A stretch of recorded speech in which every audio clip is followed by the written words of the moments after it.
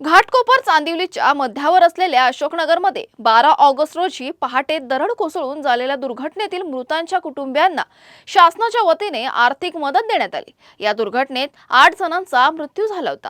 आज मृतांच्या कुटुंबियांना प्रत्येकी 4 लाख रुपयांच्या सहायता निधीचं पत्र आमदार दिलीप लांडे, स्थानिक नगरसेवक विजेंद्र शिंदे आणि शासनाच्या अधिकाऱ्यांच्या उपस्थितीत देण्यात आलं।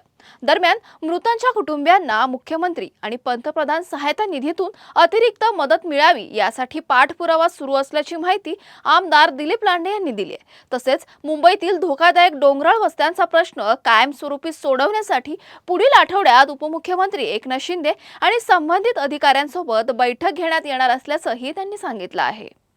12 ऑगस्टला सकाळी पहाटे एक अतिशय दुर्घटना या चांदिवली विभागामध्ये खाडी नंबर 3 या ठिकाणी घडली। अतिवृष्टीमुळं डोंगर कोसळून अनेक लोकांच्या घरावरती डोंगर कोसळला आणि त्याच्यामध्ये 8 लोकांचा मृत्यू झालेला आहे।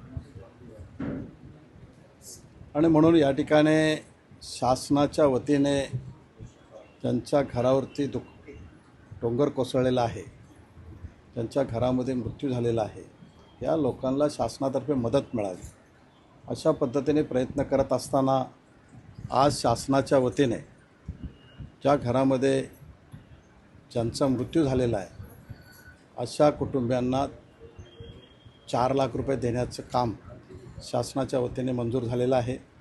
आणि आज तुमच्या साक्षीने त्या विभागाचे नगरसेवक विजूभाई शिंदे यांच्या उपस्थितीमध्ये त्या गरीब लोकांना 4 लाख रुपये शासनाच्या वतीने देण्याचं काम पूर्ण झालेलं आहे। परंतु माझ्या हृदयामध्ये, माझ्या मनाला ते पटत नाही।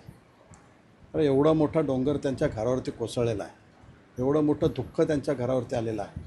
अशा परिस्थितीमध्ये शासनाने त्यांना मोठ्या प्रमाणात मदत करावी म्हणून मी शासनाकडे प्रत्येक मृत्यूच्या कुटुंबियांना 10 लाख रुपये द्यावेत अशी मागणी केली होती।